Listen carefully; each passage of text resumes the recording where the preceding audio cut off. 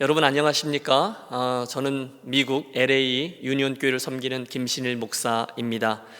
이번에 신대원의 신앙수련회를 통해서 여러분들을 만나 뵙게 돼서 참 기쁘고 또 감사합니다. 처음에 학교에서 연락을 받았을 때 부담은 되었죠. 하지만 곧 이 일은 사랑하는 모교로부터의 영광스러운 초대였기 때문에 기쁨으로 예, 그렇게 하겠습니다 라고 대답했습니다. 실은 영상으로 해야 된다라고 말씀을 하셔서 좀 주저했어요. 하지만 인생이 원래 수동태이기도 하고요. 이 팬데믹 기간 중간에 저에게도 또 여러분 중에 누군가에게도 주님의 들려주실 말씀, 뜻이 있을 것이다 라고 믿기 때문에 겸손히 최선을 다해 보겠노라고 말씀드렸습니다. 학교에 연락을 받고 제가 가장 먼저 한 것은 바둑 용어죠. 복귀였습니다. 제가 신학생이었을 때 그때 신앙수련회의 자리로 제가 가본 거죠. 그때 어떤 강사분들이 오셨었고 어떤 말씀을 전하셨었고 또 그분들의 무엇이 그때의 저에게 그리고 그날 이후에 지금까지의 나에게 어떤 울림이 되었는지 어떤 영향을 미쳤는지 이런 것들을 하나하나 돌아보았습니다. 왜냐하면 저는 그것들이 곧 여러분들의 이야기가 될 것임을 알았기 때문입니다. 상황들은 좀 다 달라요. 하지만 하나님 앞에서 저와 여러분이 씨름하는 것들은 다 비슷합니다. 성취, 또 사이즈, 또 주인됨, 순수, 열정, 방향, 의미, 속도, 오늘도 또 앞으로도 저와 여러분은 계속해서 그런 주제들과 함께 씨름할 것이고 그 씨름들이 여러분의 인생을 빚어갈 것입니다. 저는 신학교 졸업과 함께 시골 목회자로 출발해서 나라를 3번 바꾸고 또 신분도 여러 가지로 바꾸면서 늘 변방에 머물렀어요. 강원도 그러면 대관령, 그 다음에는 태백, 또 안수 후에는 캐나다에 가서 알버타, 또 미국의 켄터키, 텍사스, 그리고 캘리포니아 되게 돌아다녔네요. 그러면서 그때마다 그곳에서 또 그 나이대에 제 생에 있는 이슈들을 가지고 구도자로 걸어왔습니다. 그 순간순간들을 제가 복기해 본 것입니다. 여러분과의 이 만남을 위해서 말입니다. 그리고 자연스럽게 이번 수련회의 전체 주제를 회복의 은혜라고 잡았습니다. 한번 해보실까요? 회복의 은혜, 회복의 은혜. 무슨 생각이 드십니까? 그렇지. 나는 회복되어야지. 오늘 나의 이 모습대로라면 좀 부족하지. 저는 그런 생각이 듭니다. 아마 진지한 그리스도인이라면 누구나 그런 욕심들이 있을 거예요. 게다가 여러분들은 신학생이시지 않습니까? 과연 주님이 이 시기에 나에게 원하는 것이 무엇이냐? 한 사람의 그리스도인으로서, 한 사람의 목회자 후보생으로서 내가 꿈꾸는 그리스도인의 모습, 내가 꿈꾸는 사역의 모습, 내가 꿈꾸는 교회의 그 원형적인 모습이 뭐냐? 그걸 살피고 우리 함께 그리로 향하자라는 의미에서의 회복의 은혜입니다. 그것들을 이야기하기 위해서 저는 이번에 요한계시록에 나오는 그 7교회에게 주셨던 주님 말씀을 그 틀, 이번 수련회의 프레임워크로 사용하기 원합니다. 실은 그 틀을 존 스타트 목사님에게서 빌려온 거죠. 그분은 내가 살아가는 교회에게 라는 당신의 책에서 주님이 그 7개 교회에게 주셨던 말씀의 주제들을 각각 보십시오. 첫사랑, 충성, 진리, 거룩, 실체, 기회, 그리고 전심, 이 7가지로 요약합니다.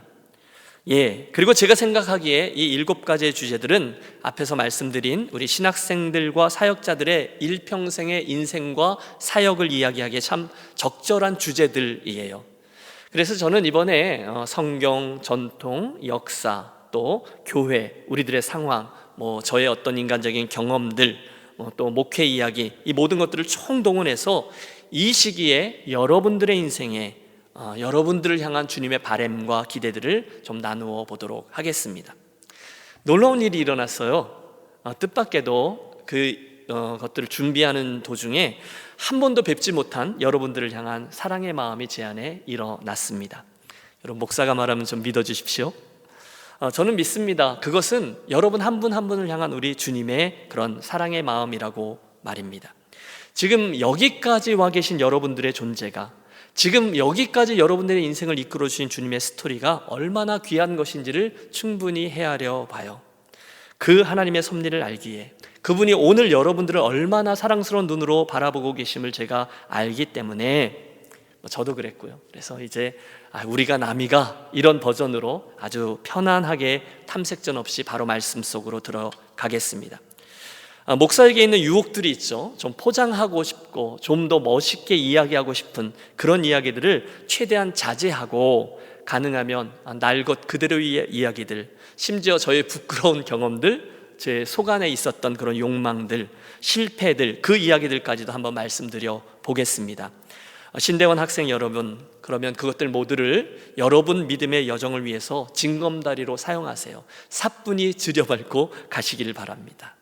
자, 미국과 한국 자유롭게 넘나드시는 우리 성령께서 이번 수련회 기간 동안에 저와 여러분에게 현재형의 음성으로 말씀해 주시기를 간절히 소원합니다.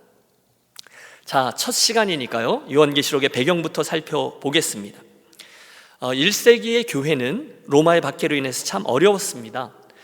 초기의 박해는 아주 지역적이었고 또 일시적이었지만, 이게 한 11번째 황제인 도미티아누스 때에 이르자 이 박해는 전국적인 것이고 지속적인 것으로 바뀌었습니다. 황제 숭배 사상을 중심으로 해서 로마 제국 전체를 유지했던 이들에게 있어서 시저가 아니라 예수가 우리들의 주, 퀴리오스다라고 말하는 이 그리스도인들은 정말 골칫덩어리들이었습니다. 무시무시한 박해가 시작되죠. 단순한 오해나 비난 정도가 아니었습니다. 모든 재산과 사업, 사회적인 지위가 몰수되었고 그 결과 많은 순교자들도 나오게 되었어요. 결국 그리스도인들은 그 살던 곳에서 그 핍박을 견디든지 아니면 떠나든지 아니면 숨어들든지 해야 했습니다. 외적인 어려움이죠. 동시에 내적인 어려움도 있었습니다. 그 당시는 아직 교리들이 정립되지 않아서 각종 헬라 종교들, 이단 사상들, 거기에다가 그 나라에 있었던 세속주의, 물질주의, 쾌락주의 등등의 시대사조가 계속해서 교회를 공격해 왔습니다. 바로 그때 성도들은, 그때 교회들은 어떤 모습을 띄어야 했을까요? 그리고 그런 저들에게 주님은 무엇을 말씀해 주고 계실까요? 여러분, 지금 고령의 나이 그 사도 요한은 반모섬에서 자기에게 맡겨진 마지막 사명을 감당하고 있었습니다. 요한계시록을 열면 1장, 그는 당시 자기가 처해 있던 상황을 이렇게 설명하고 있어요. 나 요한은 너희의 형제요, 예수의 환난과 나라와 참음에 동참하는 자라. 하나님의 말씀과 예수를 증언하였으므로 말미암아 반모라 하는 섬에 있었더니, 주의 날에 내가 성령에 감동되어 내 뒤에서 나는 나팔 소리 같은 큰 음성을 들으니 이르되, 내가 보는 것을 두루마기에 써서 에베소, 서머나, 버가모, 두아디라, 사대, 빌라델비아, 라오디게아 등 7교회에 보내라 하시기로. 요한, 이제부터 너에게 보여주고 들려주는 것을 아시아에 있는 7교회에게, 그리고 오늘 서울 신대원 학생들에게 전달해 주렴. 그리고 바로 첫 번째 에베소 교회를 향한 주님의 말씀이 주어지고 있습니다. 자, 화면을 보시고 오늘의 본문 계시록 2장 1절에서 7절 말씀을 여러분 눈으로 또는 입으로 같이 합독하겠습니다. 에베소 교회 사자에게 편지하라. 오른손에 있는 7뼈를 붙잡고 7 금촛대 사이를 거니시는 이가 이르시되, 내가 내 행위와 수고와 내 인내를 알고 또 악한 자들을 용납하지 아니한 것과 자칭 사도라 하되 아닌 자들을 시험하여 그의 거짓된 것을 내가 드러낸 것과 또 내가 참고 내 이름을 위하여 견디고 게으르지 아니한 것을 아노라. 그러나 너를 책망할 것이 있나니 너의 처음 사랑을 버렸느니라. 그러므로 어디에서 떨어졌는지를 생각하고 회개하여 처음 행위를 가지라.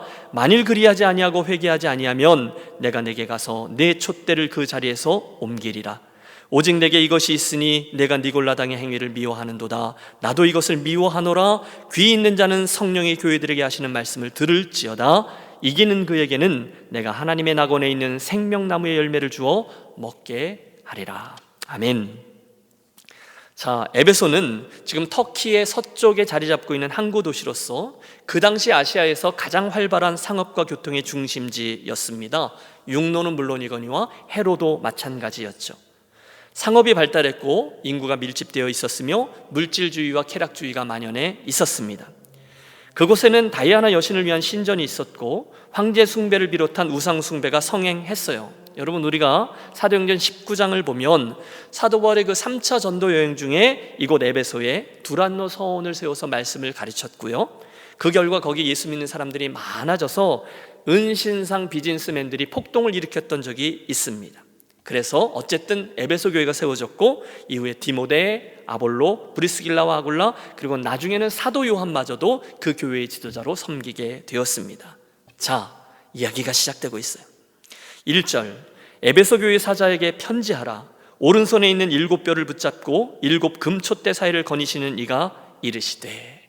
여기 나오는 7별은 주님께서 그 교회들에 세워주신 지도자들을 말하고 7 촛대는 그분의 교회를 말합니다.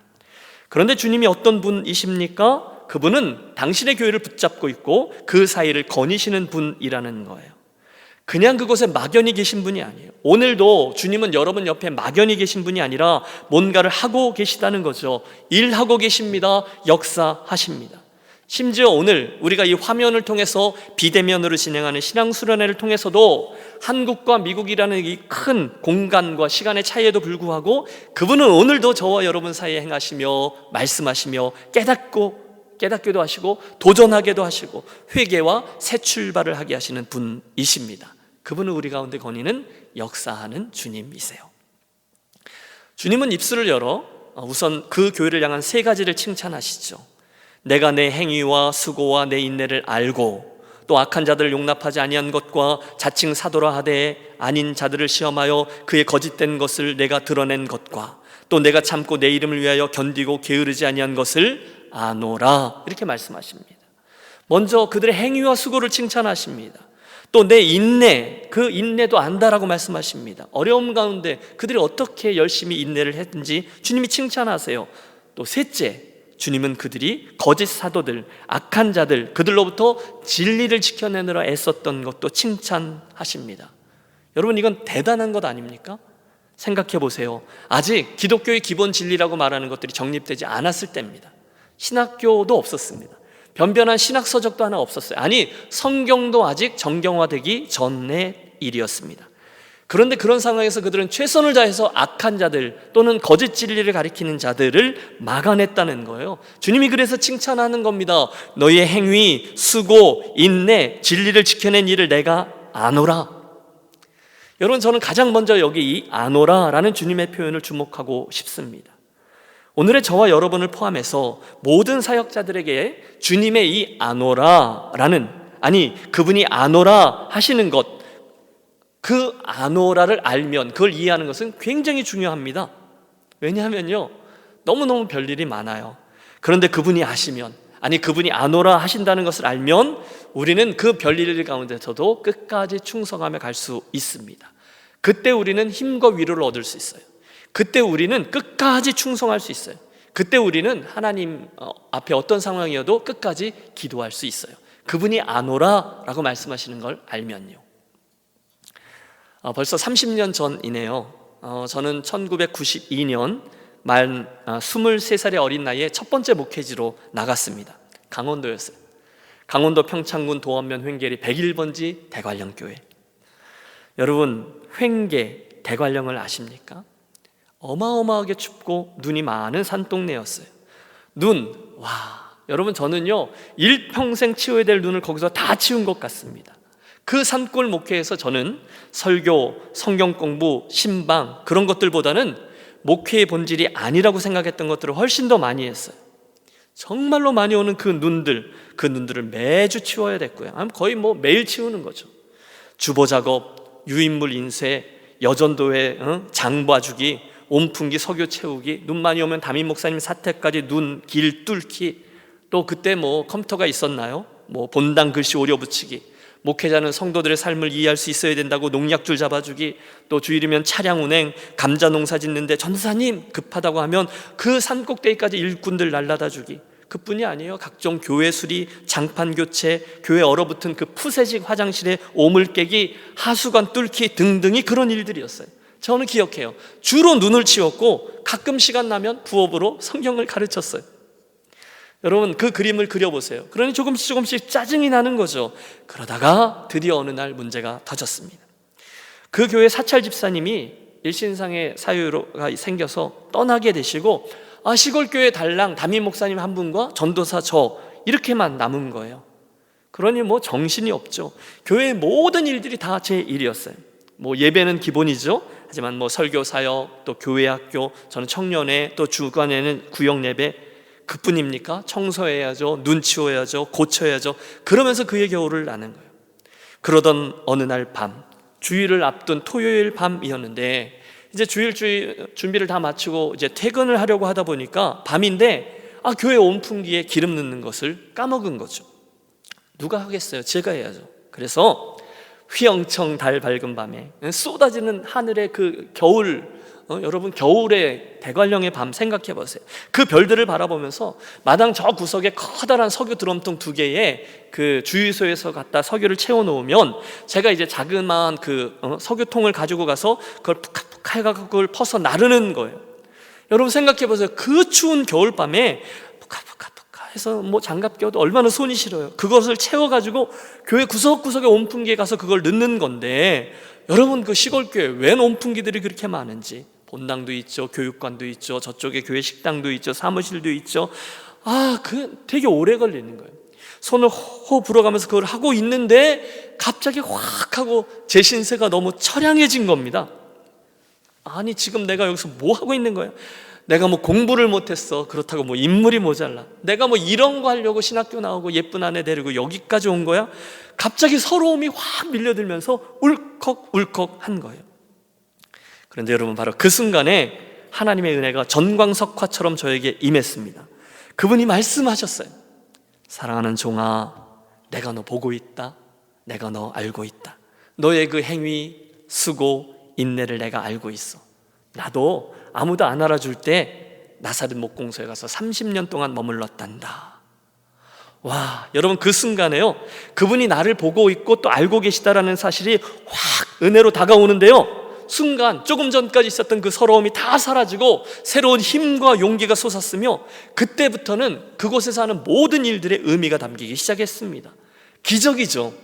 그 다음부터는요, 똑같은 일을 해도 뭔가가 다른 거예요. 그 다음부터는 그 석유 푸카푸카 푸는 일이요, 교회의 엄청난 눈들을 치우는 일들이요, 얼어붙어져 있는 그 화장실의 오물을 깨고 청소하는 일은요, 순식간에 주님께서 보고 계신 거룩한 성직이 된 거예요.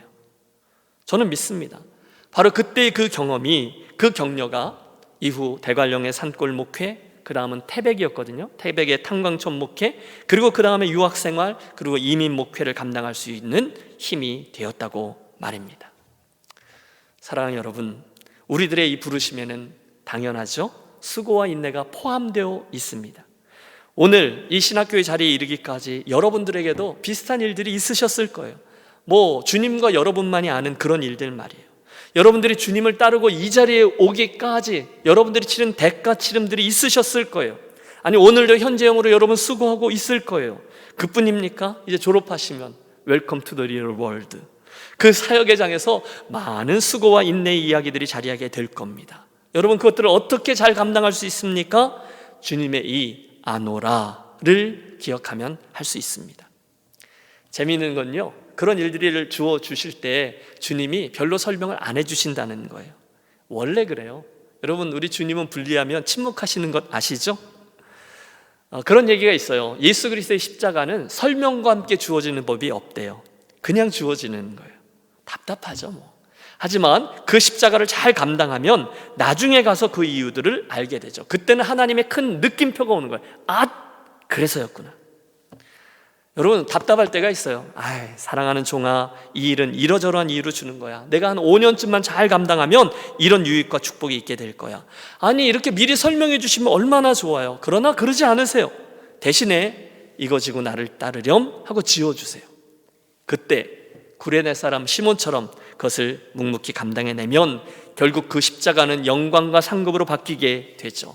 어떻게 가능합니까? 주님의 이 아노라를 인식하고 있으면 가능합니다. 그날 주님은 에베소 교회 성도들의 행위와 수고와 인내와 진리를 지켜낸 것, 모든 것들을 알고 계셨습니다. 그래서 칭찬하신 거예요. 문제는 이야기가 이렇게 끝나지를 않는다는 거죠. 4절, 그러나 너를 책망할 것이 있나니 너의 처음 사랑을 버렸느니라. 갑자기 주님 모드를 바꾸시죠. 그런 좋은 교회에 책망하실 게 있다는 거예요. 뭡니까? 너의 처음 사랑을 버렸느니라. 애석하게도 그 에베소 교회 성도들에게 주님을 향해 그 첫사랑이 식어버리는 일이 일어버렸다는 거예요. 웬일인지 그 첫사랑이 식었어요. 주님은 그들이 그 첫사랑을 버렸다라고 말씀하세요. 내가 너 책망할 것이 하나 있는데 너의 그 처음 사랑은 어디 갔느냐? 너 변했어. 무시무시한 말씀이죠. 분위기가 확 바뀝니다. 이 앞에 여러 가지 칭찬을 받았던 에베소 교회, 그러나 이 짤막한 책망 한마디에 앞선 이 모든 칭찬들이 다 무색해져 버린 거예요. 여러분, 도대체 거기에 무슨 일이 일어난 것입니까? 사실 지금 주님의 요한계시록을 향해 주시는 주님의 말씀을 듣는 에베소 성도들에게 사실은 오래전에 다른 편지 하나가 배달된 적이 있었습니다. 사도 바울이 보냈던 편지 에베소서였어요. 이 교회 성도들에게 주신 편지죠. 사도 바울은 그 에베소서 편지를 열면서 삼위일체 하나님께서 주신 하늘의 신령한 복부터 설명합니다. 거기 보면 신약 성경에서 가장 긴 절로 되어져 있는 하늘의 신령한 복이 나와요. 성부 하나님은 우리를 선택하셔서 예정하셨습니다. 성자 예수님은 십자가의 죽으심으로 우리들의 죄값을 치러 주셨습니다. 구속해 줬다는 거죠. 그리고 성령 하나님은 우리 안에 오셔서 우리를 인쳐 주시고 구원의 보증이 되어 주셨습니다. 여러분, 세 가지를 기억하세요. 성부 하나님의 선택, 성자 예수님의 구속, 그리고 성령 하나님의 보증이 우리가 받은 하늘의 신령한 복이다. 이걸 설명해요. 이어서 바울은 사랑하는 그 에베소 교회 성도들을 위해서 자기가 지금 현재형으로 하고 있는 기도는 이런 것이다 라고 이야기합니다. 주님, 우리 에베소에 있는 성도들에게 그 속사람이 강건케 해주십시오. 그들이 그리스도의 큰 사랑을 알게 해주십시오. 그리고 그들이 그리스도의 장성한 분량에 이르게 해 주십시오. 사랑하는 교회를 위해서 이 세 가지를 늘 기도했다는 거예요. 그런데 여러분, 오늘 우리들의 주제가 이 처음 사랑이라 지금 말씀드린 바울의 세 가지 기도 중에 두 번째, 그리스도의 사랑을 더 알게 해 주십시오라는 기도를 조금만 더 주목해 보겠습니다. 바울은요, 그 기도의 내용을 이렇게 소개하고 있어요. 능히 모든 성도와 함께 지식에 넘치는 그리스도의 사랑을 알고 그 너비와 길이와 높이와 깊이가 어떠함을 깨달아. 그 사랑을 이렇게 알게 해달라는 거죠. 그는 우선 에베소에 있는 이 교회 성도들이 지식에 넘치는 그리스도의 사랑을 알게 되기를 기도했습니다. 평범한 사랑이 아니었어요. 지식을, 교리를, 지적인 동의를 뛰어넘는 사랑이에요. 주님, 에베소 교회 성도들이, 우리 서울신대 신대원 학생들이 주님의 이 큰 사랑을 알게 해 주십시오. 이해가 됩니다. 이거 중요하거든요. 그리고 나서 바울은 한 걸음 더 나아가 그 사랑을 좀 더 깊게 설명하기 위해서 아주 놀라운 수사학적인 표현 하나를 사용하고 있어요. 뭐죠? 그분 사랑의 너비와 길이와 높이와 깊이를 깨닫게 해주시기를 원하노라. 여러분, 잘 생각해 보세요. 그분 사랑의 너비, 길이, 높이, 깊이. 주님, 제가 사랑하는 우리 에베소 교회 성도들이 주님의 사랑을 더 깨닫게 해주시기를 원하는데 그것은 우선 그분 사랑의 너비입니다. 여러분, 주님이 우리를 향해 가지고 계신 사랑의 너비, 즉 넓이를 헤아려 보십시오. 그분의 사랑이 못 미치는 곳이 있을까요? 없습니다. 그분은 나만 사랑해 주시면 되는데 저 사람까지도 사랑하십니다. 아니, 지구 저 끝에 있는 사람, 아니 그 사람은 사랑 안 해주셔도 될 만한 사람 같은데 그 악한 사람까지도 다 사랑해 주십니다. 그거 왜 천국 가면 3번 놀란다잖아요. 나 같은 사람이 천국에 왔다는 것 때문에 놀라고, 꼭 올 거라고 생각했던 사람이 안 와서 놀라고, 절대로 못 올 거라고 생각했던 사람이 와 있어서 놀란답니다. 뭐예요?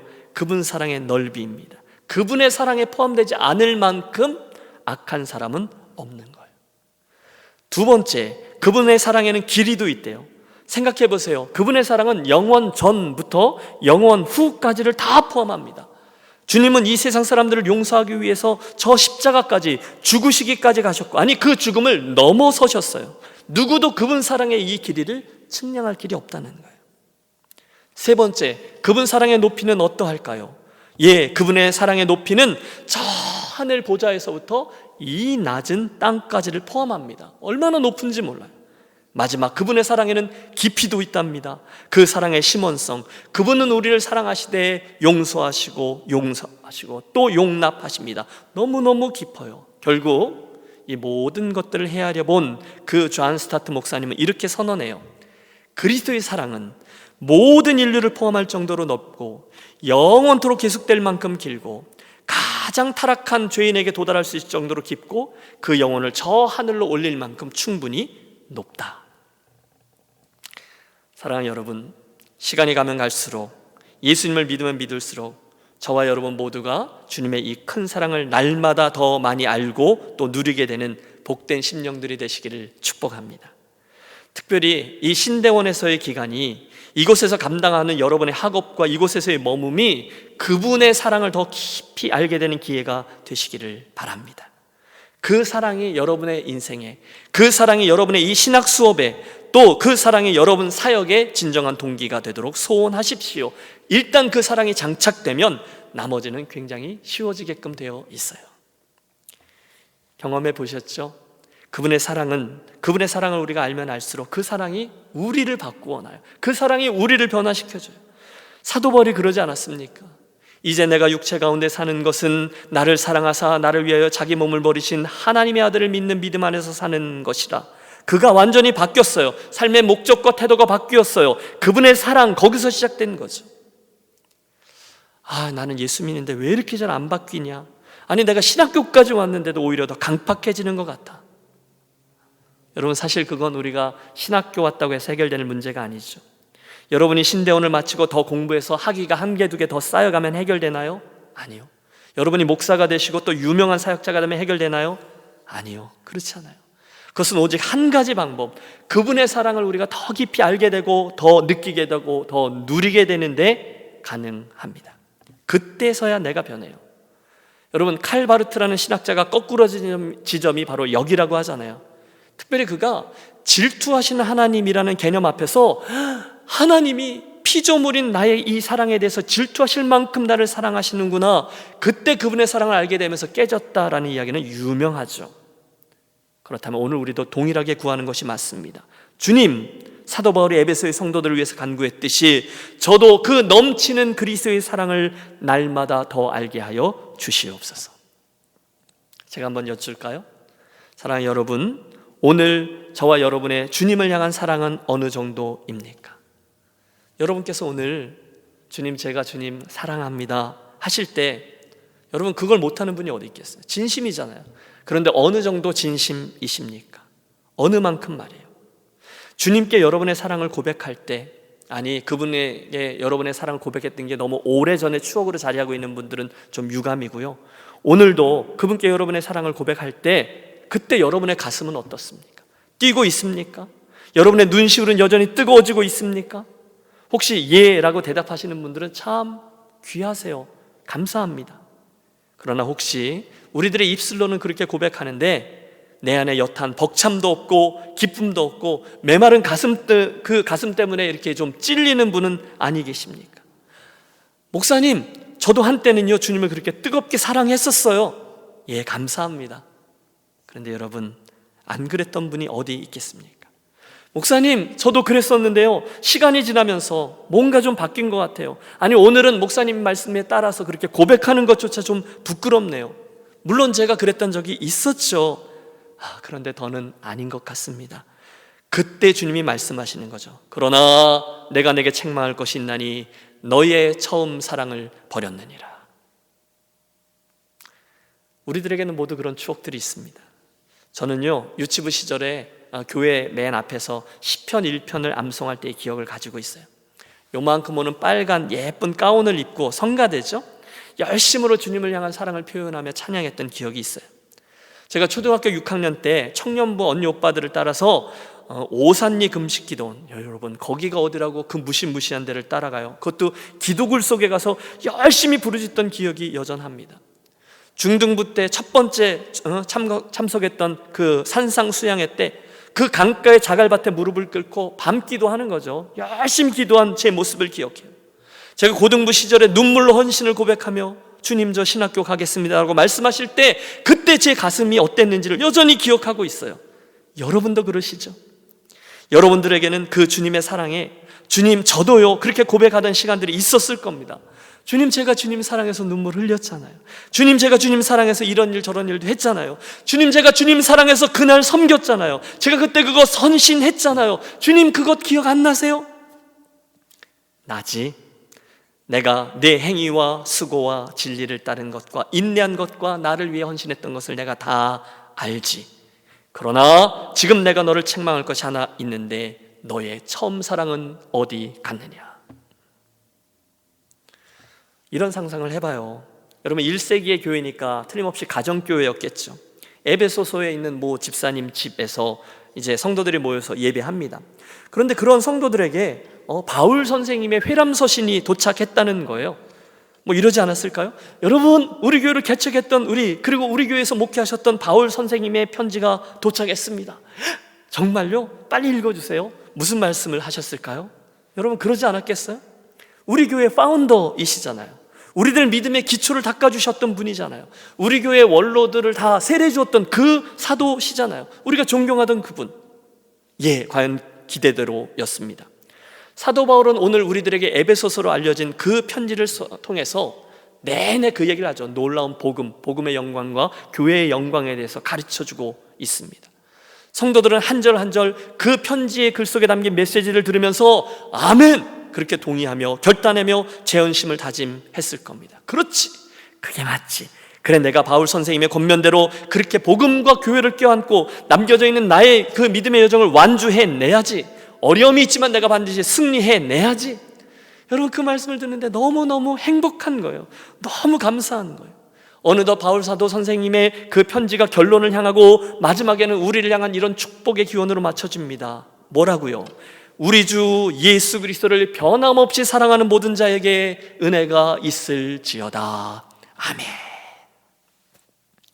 여러분 그 마지막 축복의 말을 듣는 순간에 그들의 가슴이 얼마나 뛰었을까요? 얼마나 설레었을까요? 그 순간에 사도 바울이 사용했던 단어 하나가 얼마나 의미심장한 이야기들입니까? 우리 주 예수 그리스도를 변함없이 사랑하는 모든 자에게 은혜가 있을지어다. 그렇지, 내가 그런 사람이지. 우리는 주 예수 그리스도를 변함없이 사랑하는 사람이지. 그래, 내가 끝까지 그렇게 변함없이 그분을 사랑해야지. 그게 그날 저들의 뛰는 가슴이요 주님을 향한 사랑이었습니다. 그런데 어느덧 그때로부터 30년이라는 세월이 지나간 겁니다. 그때 함께 그 말씀을 듣고 또 함께 그런 삶을 결단했던 성도들 중에 여러 명 그 믿음을 지켜내다가 순교자의 길을 갔습니다. 늙어서 세상을 떠난 이들도 있었습니다. 그리고 어쩌면 그때 30년 전 그 편지를 듣고 아멘 아멘 하고 있던 청년부 형제 자매들 가운데 눈이 반짝반짝거리던 그들 가운데 지금 에베소 교회의 기둥이 되어 장로로, 권사로, 중직으로 섬기고 있었을지도 몰라요. 아니 그들 중에 어떤 이들은 서울신대 신대원의 신학에서 사역자가 되고 또 선교사가 되었을지도 몰라요. 그들은 변함없이 교회를 지켜냈고 주님을 사랑했고 인내했고 진리를 지켜냈습니다. 수고했습니다. 그런데 그 에베소 교회 성도들에게 요한계시록을 열자마자 주님이 이렇게 말씀하시는 겁니다. 참 잘했다 에베소 교회야. 너무 수고했다. 내가 그걸 다 안다. 그러나 사랑하는 형제여, 나에게 너를 책망할 것이 하나 있으니 너 그때의 그 처음 사랑을 버렸구나. 그 사랑이 어디 갔느냐. 앞으로 제가 더 말씀을 드리겠지만 이제 마지막 학업을 마칠 쯤 되어서 달라스에 있는 한 교회에 부르심을 받고 이제 부임을 했어요. 유학생이었다가 한 교회의 담임 목사가 되었으니 그때 저는 입만 열면 이렇게 고백했습니다. 저같이 부족한 사람에게 이렇게 귀한 주님의 교회에 불러주시다니. 매일 그랬어요. 저는 새벽 예배 때마다 울었습니다. 주님의 사랑에 너무너무 감사했어요. 우리 성도들을 향한 주님의 마음이 제게 느껴졌기 때문에 날마다 울었어요. 그런데 1년이 가고 2년이 가고 이런 일도 생기고 저런 일도 통과하고 그러면서 겉으로는 뭐든지 다 잘 됐어요. 교회도 막 되는 것 같고 사람들도 나를 주목해주고 그러면서 잘 나가는데 어느 날 제가 깨닫게 된 거죠. 뭔가가 잘못된 거예요. 한순간 제 입에서 나오는 말이 달라졌더라고요. 어느 순간에 저같이 부족한 종을 이런 귀한 교회에 이렇게 이야기하던 제 입에서 이것들이 이런 이야기가 나오는 걸 발견했어요. 빨간불입니다. 큰일 난 거예요. 그 뒤에 생략된 말이 있죠. 이것들이 나를 이렇게 대우해 나를 어떻게 보고 배가 불렀구먼 점점점. 정신 차리라는 거예요. 너의 처음 사랑을 버렸느니라. 그 문제 앞에 서게 된 거예요. 지금 에베소 교회가 바로 그 위기 속에 빠졌던 거죠. 그때 그 주님을 사랑한다고 외쳤던 청년들이 어느덧 나도 모르는 사이에 이러저러한 세파 때문에 냉소적으로 바뀌어 있는 거예요. 나도 다 해봤어. 야, 누군 뭐 열심히 안 해봤나? 내 안에 있었던 주님을 향한 사랑, 교회를 향한 사랑, 형제를 향한 사랑, 이 모든 것들이 썰물가도같이 빠져나간 거예요. 열심히 수고합니다. 인내했습니다. 우리 같으면 글쎄요, 공부도 하고 사역도 잘하고 리더십도 발휘하고 교회에서 인정도 받았습니다. 하지만 그 마음속에 그분을 향한 사랑을 잃어버린 거예요. 그분을 사모하는 마음이 사라졌어요. 오늘 우리가 신앙수련회 한다고 하는데, 주님, 오늘은 사랑하는 그 주님께서 오늘은 나에게 무엇을 말씀해 주시려나, 이런 생각보다는 어떻게 하면 빨리빨리 넘겨서 패스를 받아낼까, 기대감이 없을 수 있어요. 하나님이 왜 이렇게 많은 신대원 학생들 가운데 유독 나에게 은혜를 주시겠어? 아무런 기대감 없이, 설렘 없이 그냥 이렇게 있을 수 있어요. 물론 지난 주말에 여러분들은 교회 가셔서 찬양 사역도 하셨을 거고, 말씀도 가르쳤을 거고, 어떤 분은 기도회도 인도했을 거고, 설교를 한 분도 있을 거예요. 그러나 오늘 이곳에서 그분을 향한 사랑이 느껴지지가 않아요. 내가 그걸 알아요. 그때 주님이 말씀하시는 거죠. 너의 처음 사랑은 어디 갔느냐. 아까 말씀드린 그 30년 전에, 그러니까 이제 91년이죠. 제가 신학교 졸업반인 11월 2일에 제가 이제 결혼을 했어요. 11월에 결혼을 하고 이제 12월 이제 방학이죠. 그럼 이제 2월에 졸업식 한 후에 뭐 이제 대학원을 가든지 대학원을 가는 거죠. 그리고 교편 생활을 잡고 있던 제 아내에게 기대어서 공부하고, 그러다 몇 년 후에 이제 유학 가고, 한참 그런 생각을 하고 있을 때였어요. 그 당시 제가 어줍지 않은 엘리트 의식에 사로잡혀 있어서, 그 당시 우리들의 로망은 독일 유학이었어요. 왜 그랬는지 모르겠어요. 독일에 가서 박사학위를 따고, 그리고 돌아와서 그 다음, 그래서 막 유학원, 팜플렛 이런 거 들고 다녔어요. 그런데 11월에 결혼했는데 11월 말인지 12월 초인지 갑자기 교단에서요, 전도사 후보자 교육이라는 걸 한다는 거예요. 그러니까 2월 달에 전도사 시치를 해서 정식 전도사가 될 사람들을 모아놓고 어떤 과정을 한다는 거죠. 수련회 같은 거예요. 요즘도 하는지 모르겠어요. 그런데 저희가 일기였어요. 여러분, 그림이 그려지십니까? 그러니까 우리 앞에 있었던 선배님들은 한 분도 그런 거 안 했어요. 근데 우리부터 하라는 거예요. 그러니까 입이 이만큼씩 나오는 거죠. 꼭 예비군 훈련 억지로 끌려가서 앉아있는 것처럼, 이런 걸 하라 그래. 그래서 총회본부에 가갖고 거기에 앉아있는 거예요. 그런데요, 강사로 오신 분들이 저희가 그때 얼마나 철이 없었어요. 그 학생일 때 맨날 우리가 흉보고 욕하고 이렇게 얘기했던 은퇴하신 노 목사님들이셨어요. 이런 말씀드리기가 너무 부끄러운데, 왜 우리가 볼 때는 설교도 잘 못하시고 공부도 많이 안 하셨고, 그런데 고리투업은 하시고 또 악명 높으시고 아니, 철없을 때 그런 생각을 했다는 거죠. 그분들이 오셔서 강의를 하시니 아무런 기대감이 없는 거죠. 그런데요, 그분들이 오셔서 다른 강의를 안 하시고 당신들 목회 이야기를 해주셨어요. 그러면서 당신들이 일평생 어떻게 주님을 얼마나 사랑했었는지, 얼마나 성도들을 사랑하셨는지, 목회하면서 그들을 향한 사랑 때문에 어떻게 인내하셨는지, 어떻게 교회를 섬기셨는지 목회 이야기를 해주시는데, 여러분, 그 이야기를 듣고 있던 제가 그들의 그 이야기를 통해서 주님이 저를 비춰주시는 것을 깨닫게 되었어요.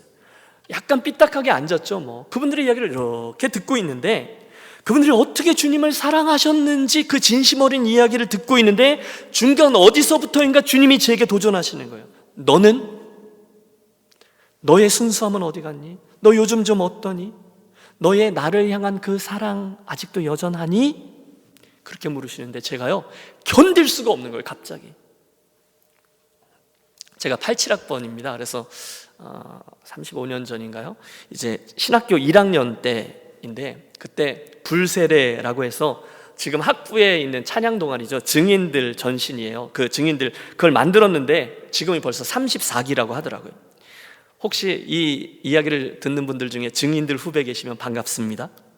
저희가요, 그 당시 목사님들한테 딴따라라고 욕 먹으면서, 그래도 그게 좋아가지고 막 돈 모아서 연습실 가고 드럼도 배우고 이렇게 했어요.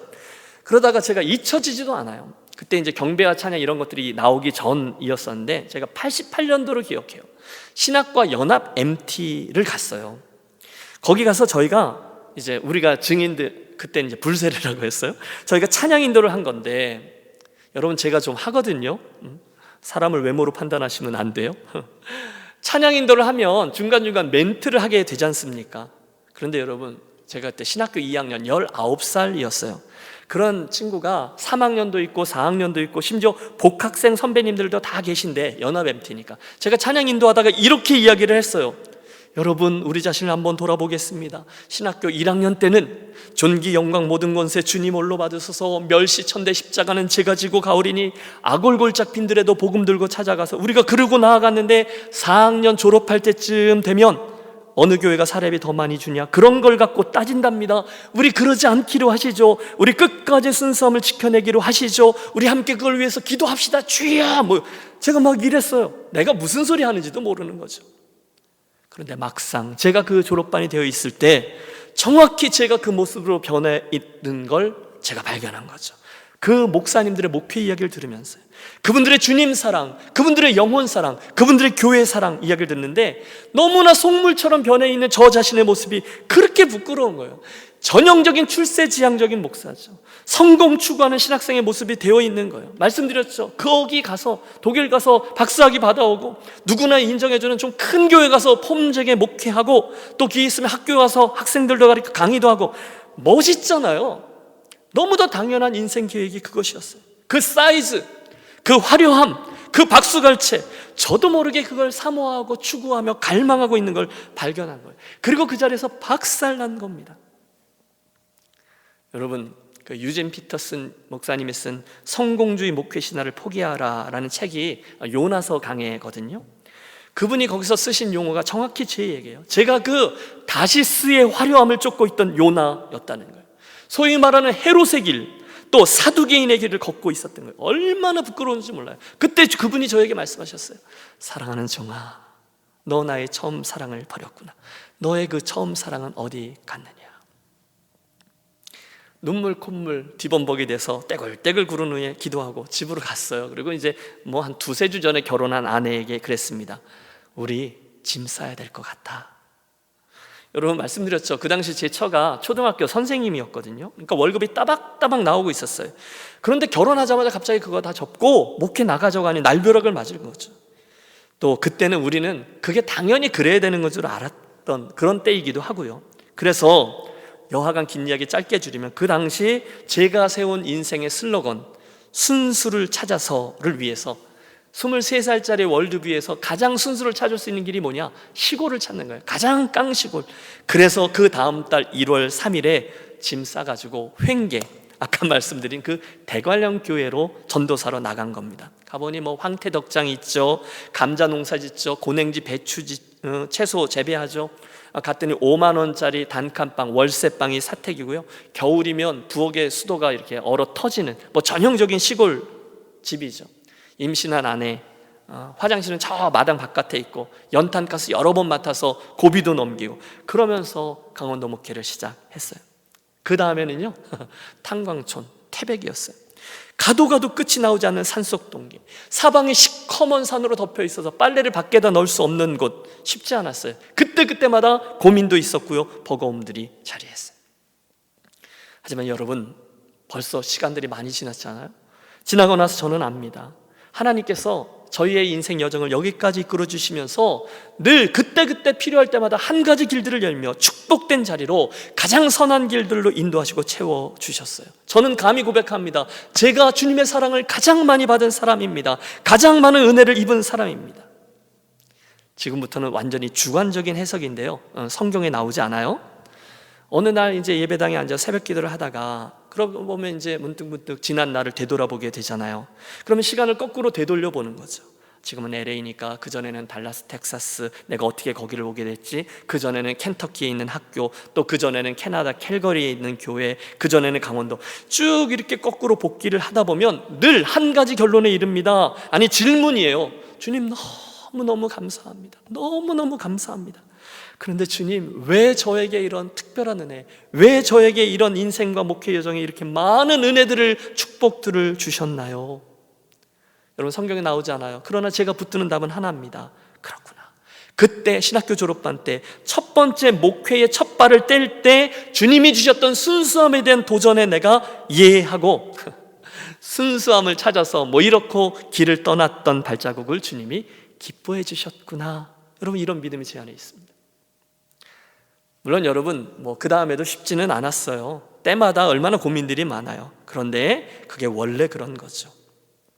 그리고 그 이야기들이 묶여서 오늘 이 자리에서 여러분들에게 그분을 향한 그 첫사랑 이야기를 나누게 된 것입니다. 틀림없습니다.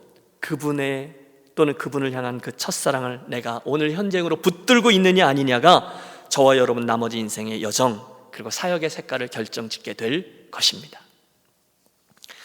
혹시 오늘 이 시간 여러분들 중에 누군가는 이 에베소 교회에 주셨던 주님의 말씀을 큰 음성과 도전으로 듣고 계시는 분이 계실지 모르겠어요. 사랑하는 아들아, 사랑하는 딸아, 내가 다 잘했는데 한 가지 나를 향한 처음 사랑을 내가 버렸구나. 자, 이제 여러분 어떻게 하시겠습니까? 아니, 우리 어떻게 이 말씀에 반응해야만 합니까? 너무도 감사하게 그 다음에 들려오는 주님의 음성은 심판이 아니었어요. 야, 그러니까 너 형편없는 너 관도 포기가 아니었어요. 대신에 그런 저들을 향한 주님의 말씀은 권면이요, 또다시 따를 명령이었습니다. 여러분, 저는 이게 주님의 큰 은혜라고 믿습니다. 주님은 그들을 포기하지 않으시고 또다시 그들에게 기회를 주고 계세요. 5절 함께 읽어보실까요? 그러므로 어디서 떨어지는지를 생각하고 회개하여 처음 행위를 가지라. 아멘. 여러분, 저는 주님의 이 짧은 말씀 속에 그 에베소 교회 성도들을 여전히 배려하고 계신 주님의 사랑을 봅니다. 주님은요, 당신의 사랑하는 교회가 그렇듯, 당신의 사랑하는 종이 그렇듯, 당신의 사랑하는 그 신학도 여러분이 그렇듯 이 사랑을 잃어버리고 퍽퍽한 가슴으로 살아가는 것을 지켜보실 수가 없는 분이세요. 너 그딴 식으로 한단 말이지? 그럼 관둬라. 고위한 놈, 내 다시는 너를 품어주나 봐라. 여러분, 주님이 그렇게 나오시면 우리가 갈 곳이 없잖아요. 그런데 우리를 사랑하는 주님은 우리를 포기하지 않고 이렇게 나오시죠. 그래서 그 에베소 교회 성도들에게, 혹시나 식어진 가슴을 붙잡고 고민하고 있는 우리들에게 당신의 사랑이 담긴 권면 3가지 명령을 하고 계세요. 첫째, 생각하라입니다. 둘째, 회개하라입니다. 그리고 셋째, 처음 행위를 가지라입니다. 그러면 우리 그렇게 행하겠습니다. 가장 먼저 주님은 생각하라 하십니다. 그러므로 어디서 떨어진 것을 생각하고, 그 첫사랑을 어디다 떨어뜨렸는지를 생각하라는 거예요. 그러면 저와 여러분 한번 생각해 보시죠. 여러분, 도대체 나에게 무슨 일이 일어난 것입니까? 도대체 나의 주님을 향한 사랑, 영혼을 향한 사랑을 언제 어디서 잃어버린 것입니까? 뻔하죠. 뭐 그때의 그 일 또는 그 사람, 그 사건 때문일 겁니다. 목회를 하다 보면 교우들 가운데 목사님, 제가 학창시절에 그렇게 뜨거웠었어요. 목사님, 제가 결혼하기 전에 청년부 시절에 그렇게 열심히 했었어요 라고 하는 분들을 자주 만납니다. 그렇다면 그분들이 그 다음에 언제 어디서 그 열심과 사랑을 놓쳤느냐, 그걸 찾아내야 된다는 거예요. 여러분들 대답해 보시죠. 혹시 대학 다니실 때 아닙니까? 직장 생활을 시작하셨을 때요? 뭐 여러분 같으면 혹시 교육전도사 시작해서 첫 주일 지났을 때부터요? 그때 교회 갔다가 의견이 안 맞아서 티격태격했던 그 일 때문에요? 누군가로부터 받은 상처 때문에요? 결혼하면서 씨름하게 된 그 현실의 벽 때문에요? 그런 거 있잖아요. 신학교 가면 주님이 다 책임져 주실 줄 알았다. 그런데 아니었다. 실망했다. 속은 거죠.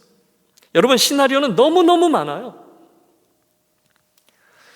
저는 이곳에 있는 아주사 퍼시픽 신대원에서 강의를 하는데 매년 한 학기에 1개 정도씩 하는데요, 이걸 해야 되나 말아야 되나 매일 반복하며 고민합니다. 왜냐하면 여러분, 목회 일정이 좀 분주한데 하루 저녁을 꼭 하루 어느 일정 시간을 빼서 매주일 15주를 해야 되잖아요. 이게 보통 일이 아니에요. 그래서 그때 이르기까지 늘 꾀가 나요. 그런데 작년 그 첫 시간만 넘기면 돼요. 왜냐하면 작년에 진짜 이런 일이 있었어요. 제 마음을 고쳐먹었는데, 학생들 이제 아이들을 만나고 자기 소개를 하는 거죠. 그런데 그 중에 신입생이 한 명 있었는데, 자기는 한국에 있을 때 담임 목사님, 좀 강한 얘기는 다 빼고 최대한 순화시키면 담임 목사님이 너무 심하시고 너무 싫어서 아주 권위주의적이고 아주 전횡을 이렇게 흔드는 그런 분이셨던 것 같아요. 그 교단에 아주 굵직한 교회예요. 이름 대면 알아요. 근데 그분이 너무너무 싫어서 너무 심해갖고 도대체 누가 맞는지 한번 보자, 그래서 신학교로 왔다는 거예요. 야, 하나님이 신학교로 사람들을 부르는 여러 방법들이 있는 거죠. 근데 그 마음이 너덜너덜해졌어요. 그러면서 신대원을 시작했어요. 그 친구의 교회론이 다 망가져 있어요. 하나님의 은혜, 의심 이런 것들이 가득 차 있었어요. 그래서 내가 신학을 하고 그 목사님하고 누가 옳은지 진짜 한번 견주어 보자, 이루고 왔다는 거예요. 감사하게도 하나님이 그 학기 내내 그 학생들을 많이 만져주셔서 많이 이제 순화가 된 거죠. 드리는 말씀은 그런 일들 말이에요. 내가 그 사랑을 잃어버리게 만들었던 그것들을 생각하고 어디서 그걸 떨궜는지를 찾아내라는 거예요. 그러면 일이 쉬워진다는 거죠. 한 가지 여러분 냉철히 생각해 보시죠. 그때 말입니다. 그때의 그 사건 사고가 나를 주님을 향한 그 사랑과 기대와 열심으로부터 나를 멀어지게끔 했던 그 일과 그 사건 사고가 혹시 나의 주님을 향한 사랑과 열정보다 더 귀한 것입니까? 여러분 센텐스가 너무 길어 죄송합니다. 다시 해보죠. 뭐가 더 귀하냐는 거예요. 오늘 내가 주님을 사랑하는 일을 방해하도록 한 그 일과 상황과 그 사람이 귀합니까? 아니면 그 주님을 향한 나의 사랑이 더 귀합니까? 두말할 필요가 없는 거죠. 주님을 향한 나의 이 사랑이 훨씬 더 귀한 거죠. 주님 때문에 흘렸던 나의 눈물, 주님 때문에 내 가슴이 뛰었던 것, 그분을 향한 나의 절절한 고백이 훨씬 더 귀한 거죠. 주님 한 분밖에는 더 귀한 것이 없습니다. 그 고백과 함께 내가 무릎을 꿇고 눈물을 쏟았던 그때의 그 자리, 그 사랑이 훨씬 더 귀한 거예요. 자, 이제 두 번째 말씀으로 향합니다. 그걸 어디서 떨어뜨리는지를 생각하면 두 번째는 뭐죠? 회개하여입니다. 그렇다면 여러분 회개하십시오. 뭘 회개합니까? 그 실수 말입니다. 내가 그때 그 사랑을 놓쳤구나를 생각했다면 그 일을 회개하라는 거예요. 이유는 있을 겁니다. 사탄에게 속았던지, 아니면 그 교회 성도들이 이단 사상과 싸우다가 그랬었는지, 아니면 영적인 게으름 때문이었는지, 무엇이 되든지 주님을 향한 그 사랑을 놓쳤던 것을 회개하라는 거예요. 그러면 회개하는 거죠. 주님, 제가 주님을 향한 그 사랑을 놓쳤네요. 죄송합니다. 잘못했습니다. 여러분 그 정직한 고백이 필요합니다. 그리고 의지를 동원해서 돌이키는 거예요. 자, 그 다음은 세 번째죠. 처음 행위를 가지라라는 명령이에요. 어디서 떨어진 것을 생각했으면 회개하고 처음 행위를 가지라. 가만히 있는 게 아니에요. 적극적으로 그 잃어버렸던 자리로 가서 그 주님을 향한 사랑을 회복하고 처음 행위, 내가 처음 가졌던 마음 자세로 돌아가는 겁니다. 내가 감격해서 주님의 기쁨이 되기를 원했던 그때의 그 모습으로 돌아가 그 처음 행위를 가지라. 일부러 말입니다. 중간중간 위기가 있습니다. 여러분도 그러실 겁니다. 다 놓고 싶을 때가 있어요. 중간에 때려치고 싶을 때가 얼마나 많은지 몰라요. 유혹도 있어요. 스스로 내게 문제가 있구나 그렇게 생각이 들 때가 있습니다. 그런데 여러분 그때마다 저와 여러분에게 필요한 일이 있어요. 아니 저는 이렇게 합니다. 그것은 말씀드린 그때의 그 자리로 가는 거예요. 그날 내가 어디서 떨어뜨렸었는지를 생각하고 그때 내가 어떻게 처음 행위를 갖기 위해서 액션을 취했는지 그 자리를 가는 거예요. 그날 그 전도서 후보자 교육이 있던 곳으로 내게 무슨 일이 있었는지, 주님이 나에게 뭐라고 말씀하셨는지, 그때 내가 무슨 기도를 했는지, 그리고 그때 내가 붙들고 떠난 생애 모토가 무엇이었는지를 돌아보는 거예요. 뭐였다고요? 순수를 찾아서였다니까요. 그렇지. 그러면 정신을 차리게 되는 거예요. 우선순위가 딱 정렬되고요. 해야 될 것들이 순서가 정해집니다. 성공 추구, 사이즈 추구, 사람들의 인정과 박수갈채가 있는 그런 목회를 꿈꾸고, 그러면서 상대적으로 놓치게 되었던 그 순수함과 열정과 주님을 향한 사랑을 되찾아야지. 언제요? 강원도 행을 통해서. 그때를 떠올려요. 1월 3일 날 진눈깨비가 왔어요. 저희 집이 이제 단칸방이었는데 거기서 이제 여러분 막 결혼했으니 신접살림이 뭐 있겠어요? 장롱, 그리고 책상, 뭐 이불까지, 옷까지, 그게 다였던 거죠. 그걸 이제 창문으로 빼내서 1톤 트럭이었는지 1.5톤 트럭인지 그 왜 청색 조그만 트럭 있잖아요. 거기다가 그걸 싣고서 진눈깨비를 뚫고 달려가던 그 어둑어둑하던 영동고속도로의 길. 그 원주부터는 또 1차선이에요. 그 80km가 최대 속도. 그 길을 가던 그 진눈깨비 내리던 길이 떠오르는 거죠. 나를 그 이사를 도와주겠다고 제 아내가 임신하고 있었는데 같이 이렇게 그 제 아내를 데리고 같이 와주었던 그 친구와 함께 그 단칸방에서 그 사택에서 셋이 함께 자야 했던 목회지에서 첫날 밤을 기억합니다. 그게 맞지, 거기지, 그 방향이지. 제 삶의 옷깃을 다시금 여미게 되는 거죠. 여러분에게도 분명히 그런 자리가 있을 겁니다. 고향교회에서의 강단 앞, 여러분의 어머님들이 늘 기도하시던 새벽 기도의 자리, 여러분 수련회 가서 주님을 만나고 헌신하고 손들었던 그 장소, 여러분 부흥회 때 무릎을 꿇고 그 앞에 엎드려서 엉엉 울면서 두 손 들고 헌신을 약속했던 여러분 그때의 그 자리 말입니다.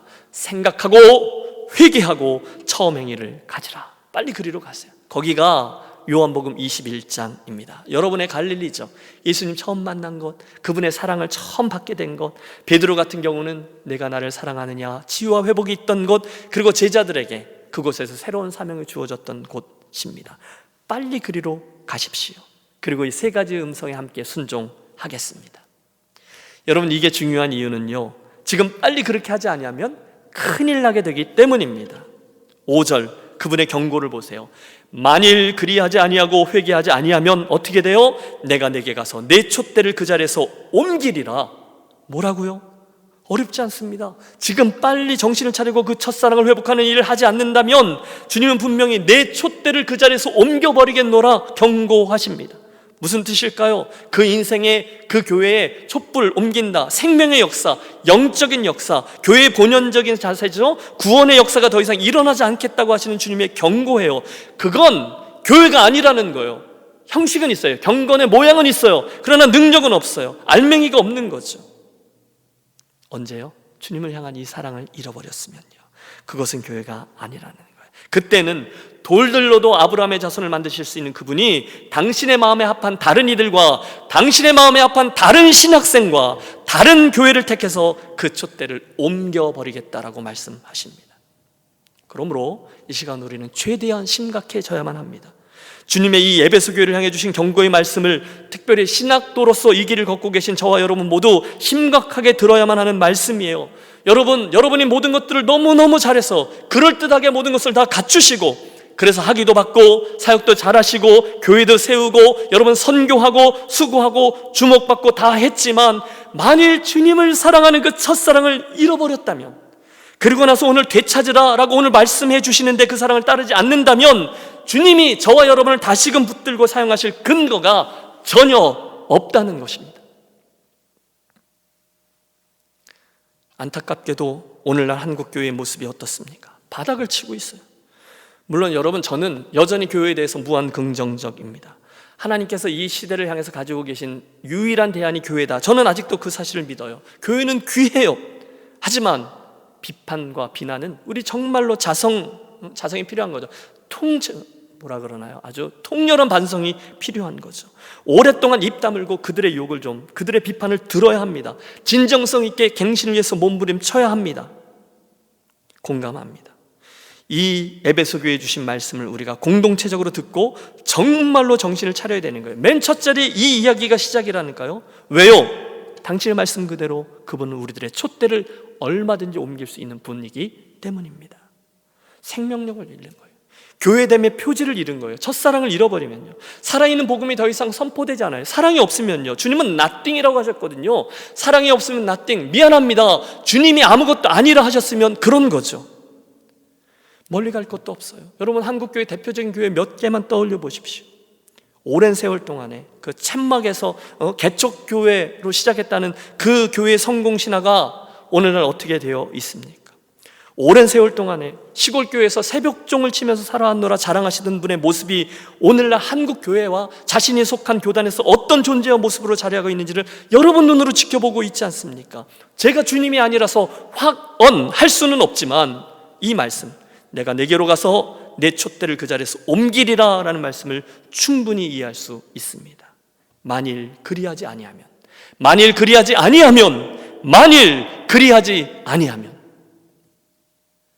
여러분, 함께 기억하겠습니다. 그리스도인에게, 아니 이렇게 바꿔보죠. 신학생에게, 목사에게 주님을 사랑하는 마음이 없다면, 주님 때문에 가슴이 설레는 그 사랑이 없다면 그는 아무것도 아닌 것입니다. 여러분의 미래를 한번 꿈꿔보세요. 이것저것이 아주 잘 됐어요. 아니, 최고로 잘 됐어요. 그래서 여러분들이 정말 멋진 사역자가 되셨어요. 여러분 중에 누군가는 드디어 우리 교단에, 아니 우리 한국교회의 차세대 지도자로 세워지게 되었어요. 예, 축하합니다. 그때 무엇이 중요한디이죠. 그때 구약의 한 사건 안으로 들어가 보십시오. 모세가 광야 시대가 맞춰지는 순간 죽었습니다. 그리고 가나안 시대가 막 열리게 되는 그 첫날 아침에 이스라엘 백성들과 그들의 대표자들이 여호수아에게 다가와 이렇게 말합니다. 오직 당신의 하나님 여호와께서 모세와 함께 계시던 것 같이 당신과 함께 계시기를 원하나이다. 진짜를 원한다는 거예요. 여러분, 주님은 물론이거니와 오늘날 세상이 오늘날 교회가 저와 여러분들에게 원하고 기대하는 것은 무엇일까요? 진짜를 기다리는 거죠. 진짜 사역자, 진짜 신학생, 진짜 목회자, 살아있는 주님 때문에 가슴이 뜨거운 그런 사람을 찾는 거죠. 아니에요 목사님, 철이 없어서 그러세요. 요즘 교회가요, 학위 있는 목사 찾아요, 설교 잘하는 목사 찾아요, 백 있는 목사 찾아요, 인물 좋은 목사 찾아요, 능력 있는 목사 찾아요. 여러분, 거짓말입니다. 요즘도 교회는요, 요즘도 세상은요, 진짜를 찾습니다. 오히려 그 진짜의 목이 말라요. 아니, 우리 주님이 그 진짜를 찾고 계세요. 그 첫 번째 표지가 뭐예요? 에베소 교회를 통해서 우리들에게 말씀하시는 이 처음 사랑입니다. 그게 회복되어야 된다는 것이죠. 함께 기억하겠습니다. 교회에 건물도 있고 사역자들도 있고 직분자들도 있고 교인들도 있지만 촛대가 옮겨지는 경우는 얼마든지 있을 수 있어요. 교회사를 보십시오. 우리들의 인생에, 우리들의 사역 여정에 이 처음 사랑이 없을 때면 그 일은 언제든지 일어날 수 있어요. 그러므로 이 첫 시간 저와 여러분 최대한 심각하게 듣고 이 경고의 말씀에 반응해서 주님의 기대대로 행하는 것이 필요합니다. 반드시 그 자리로 돌아가야 돼요. 반드시 회개해야 돼요. 반드시 그것을 되찾아야 돼요. 왜요? 마지막 포인트입니다. 그런 이들에게 주님이 주신 약속이 있어요. 귀 있는 자는 성령이 교회들에게 하시는 말씀을 들을지어다. 이기는 그에게는 내가 하나님의 낙원에 있는 생명나무의 과실을 주어 먹게 하리라. 아멘. 무슨 뜻입니까? 주님의 말씀, 이 편지를 통해서 주신 메시지에 순종해서 정말로 그 첫사랑을 되찾는 싸움을 감당한 이들에게 이런 일이 있을 거다라는 약속이에요. 천국에서 누리는 영생입니다. 그 축복을 내 것 되게 하리라. 와, 할렐루야. 그러면 여러분, 이제 우리가 해야 될 일은 분명해졌어요. 이건 한 가지예요. 반드시 그걸 되찾는 거예요. 이 약속의 말씀을 믿고 가는 거예요. 여러분, 이 약속의 말씀을 믿고 정말 그 일만 일어나면 할만한 거죠. 그 일만 내가 손에 잡을 수 있다면, 생명나무의 열매를 먹을 수만 있다면 여러분 힘들어도 이 길 완주할 만한 거죠. 사랑하는 신대원 학생 여러분, 그날 주님께서 에베소 교회를 위해서 주셨던 첫 번째 말씀의 주제는 처음 사랑이었습니다. 다 좋아요. 칭찬도 들었고 수고했고 인내했고 진리도 지켜냈습니다. 하지만 한순간 그러나 너를 책망할 것이 있나니 너의 처음 사랑을 버렸노라. 그걸 책망하셨습니다. 제가 존경하는 유기성 목사님의 책에 나오는 그분의 경험담입니다. 유 목사님이 그 부산에서 목회하실 때 IMF가 터졌대요. 그래가지고 그 부산역에 가면 꽉 그 노숙자들로 가득 차 있는데 그 결과 이분의 마음속에 주님이 도전을 주셔서 교회 식구들이 아침마다 그분들에게 식사를 대접하는 사역을 했대요. 그러니까 아침마다 뭐 새벽 예배 끝나고 나면 이제 노숙자들이 오셔서 아침 식사를 하는데 어느 날 교회 새벽 예배 왔더니 도둑이 들었더래요. 교회 문짝에 떨어져 있고 사무실이 다 뒤집혀 있습니다. 돈 얼마와 비디오를 훔쳐갔대요. 너무너무 마음이 속상하더래요. 그래서 기도하는데 그 순간에 그분의 마음속에 증거도 없는데 아침마다 교회에 와서 그 식사하는 노숙인들이 생각나더라는 거예요. 혹시 그 사람 중에 누군가 한 게 아닐까? 그런 생각 말입니다. 아니 그렇지 않아도 그런 분들 조심해야 한다고 하고 얼마 전에는 그 급식소에 있는 저금통이 도난당하기도 했고 또 막 그래서 그런 일들이 막 떠오르면서 마음속에 섭섭한 마음이 들고 신경이 많이 쓰였대요. 그러면서 이런 생각이 들었대요. 아이 참, 우리가 얼마나 수고하면서 그분들 도와드렸는데 결국 이런 결과만 온단 말이야? 그러면서 말이에요. 그런데 기도하는데 갑자기 그분의 마음속에 주님이 도전하신 거죠. 깨닫게 되셨대요. 가만히 있어봐. 교회 사무실에서 물건을 훔쳐간 것은 그 도둑뿐이 아니라 지금 내 마음속에도 기쁨과 사랑을 훔쳐가는 도둑이 따로 있구나, 이걸 깨달았다는 거예요. 그날 도둑이 훔쳐간 건 돈하고 비디오뿐이 아니라 이 목사님 마음속에 있는 감사와 사랑까지 훔쳐갔더라는 거예요. 순간 정신을 차렸대요. 내가 돈과 비디오는 잊어도 사랑, 감사, 이걸 잊으면 안 되지. 내가 아침마다 오시는 그 노숙자분들을 향한 사랑, 그 마음을 잊으면 안 되지. 마음을 다잡고 사역을 계속하셨다라는 경험담이에요. 여러분, 인생의 여정 중에 그날의 에베소 교회처럼 혹시 저와 여러분들에게도 그런 일이 이미 일어났을 수도 있고 오늘 일어나고 있을지도 몰라요. 그 부산에 있던 교회에 도둑이 들었던 것처럼 우리들의 인생에도 별일이 많습니다. 돈도 가져가고 비디오도 가져갈 거예요. 그런데 무엇이 중요합니까? 혹시 우리들의 그 덜 중요한 비디오나 돈 때문에 그걸 핑계로 우리들에게 있는 가장 중요한 주님 향한 이 처음 사랑을 잃어버리면 안 된다는 거예요. 그건 정말 최악인 거죠. 사랑하는 여러분, 오늘 여러분의 주님 향한 사랑과 주님을 섬기는 모습은 과연 어떠하십니까? 오늘 여러분의 주님을 향한 사랑은 안녕하십니까? 이 첫 시간의 말씀을 들으시면서 여러분께서 오늘 가지고 계신 주님을 향한 사랑, 그것에 대해서 이런 의심이 생긴다면 우리 오늘 겸손히 에베소 교회에게 주신 주님의 말씀 앞에 무릎을 꿇겠습니다. 그대로 행하겠습니다. 첫째, 어디서 그 사랑이 떨어졌는지를 생각하겠습니다. 둘째, 주님 제가 그 사랑을 놓쳤네, 용서하세요, 회개하겠습니다. 그리고 셋째, 적극적으로 그 처음 사랑을 되찾기 위해서 애를 쓰겠습니다. 몸부림을 치겠습니다. 주님, 이 시간 저에게 말씀해 주셨던 그 주님 사랑의 너비와 길이와 높이와 깊이를 다시금 제가 붙듭니다. 제가 그 사랑 찾습니다. 제가 그 첫사랑의 자리로 돌아갑니다. 주님, 저에게 은혜 주세요. 제가 잘못했습니다. 제가 부족합니다. 저에게 다시금 주님의 사랑으로 풍성히 채워지고 눈물과 감격과 가슴팀이 다시금 살아나는 그런 신학생이 되게 해 주시옵소서. 그렇게 기도하시죠. 그때 우리는 본문에 약속해 주신 축복 그대로 하나님의 나라, 그분의 사랑을 경험하고 누리고 나눌 수 있는 복된 사역자로 소생케 되고 빚어지게 될 것입니다. 바로 그런 의미에서의 회복의 은혜를 구하고 누리고 자랑하고 간증하게 되는 저와 여러분이 되시기를 주님의 이름으로 축복합니다. 기도하겠습니다. 하나님 아버지, 그날 에베소 교회에게 주셨던 주님의 말씀이 곧 오늘 저와 우리 신대원 가족들에게 주시는 말씀임을 믿습니다. 간절히 구하오니 주님의 그 음성이 오늘의 우리들에게 들려지게 하셔서 함께한 모든 분들이 주님의 말씀 그대로 어디서 그 사랑을 잃었는지 생각하고 회개하고 다시 찾기를 위하여 결단하고 구체적인 액션을 취하는 복된 심령들 되게 해 주시옵소서. 특별히 간구하오니 오늘 이 선지동산에서의 시간 가운데 인생의 이러저러한 세찬 바람으로 인해 이러저러한 시험거리로 인해 주님을 향한 나의 그 뜨거운 첫사랑을 잃어버린 채 냉소적으로 기대감 없이 이 길을 가고 있는 이들이 있다면 주님과의 그 첫사랑의 자리로 되돌아가고자 하는 선한 욕심을 허락해 주셔서 거기서 주님을 다시금 만나고 회개하고 다시 감격하고 다시 감사하여 주님, 제가 주님 사랑합니다, 또다시 고백하고 발걸음을 떼는 회복의 은혜를 허락하여 주시옵소서. 존귀하신 주 예수 그리스도의 이름으로 기도하옵나이다. 아멘.